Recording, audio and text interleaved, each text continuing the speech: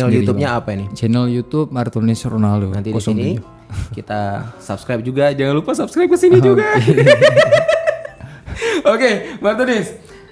Terakhir main bola kapan sebelum cedera itu? Kemarin di Akademi Sporting Lisbon di Portugal. Di Portugal.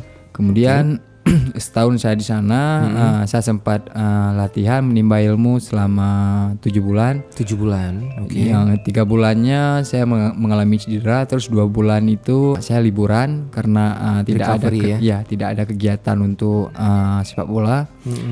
Dan saat itu saya kembali ke Indonesia. Terakhir saya bermain di Jakarta dalam satu pertandingan amal yang disponsori oleh PSSI.